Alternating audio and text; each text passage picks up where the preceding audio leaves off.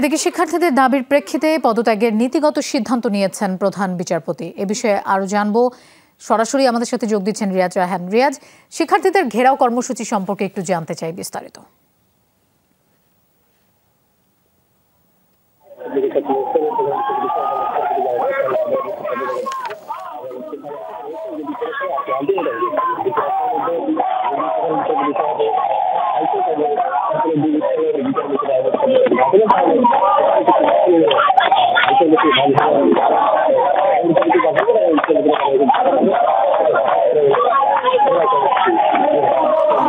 সেসব বাসস্থানের এলাকা তারা ঘেরাও কর্মসূচি দেবেন। তো যেহেতু বেলা 1টা বাজে, দুপুর 1টা বাজে, এখন কিন্তু সেখানে এখানেই রয়েছে, বিক্ষোভ করছেন ছেলে ছেলে বিভিন্ন খণ্ড খণ্ড হয়ে আসছে বিভিন্ন জায়গা থেকে। এখানে একটা কথা বলা ভালো যে শুধুমাত্র শিক্ষার্থীরা নয়, শিক্ষার্থীদের সঙ্গে সুপ্রিম কোর্টের যে কর্মচারী কর্মকর্তা রয়েছেন তাদেরও একটি অংশ আমরা দেখেছি, আইনজীবীদের একটি অংশ আমরা দেখেছি যে শিক্ষার্থীদের যে আন্দোলন, পদত্যাগের দাবিতে যে আন্দোলন, সেই আন্দোলনের একাত্মতা পোষণ করে এখানে বিক্ষোভ করছেন।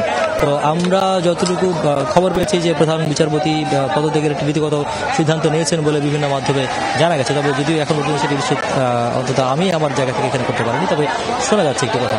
তো এটি এখন পর্যন্ত ছাত্ররা এই বিষয়ে কোনো মন্তব্য করতে রাজি হননি, বা তারা বলছেন যে প্রধান বিচারপতি সরাসরি আনুষ্ঠানিকভাবে যখন পদত্যাগ করবেন তখনই তাদের যে দাবি বা তাদের যে আন্দোলন সেটি থামাবেন, অর্থাৎ তারা এখান থেকে তাদের যে কর্মসূচি সেটি প্রত্যাহার করবেন, বিচারপতি পদত্যাগের দাবিতে যেটি বিক্ষোভ চলছিল সেটি।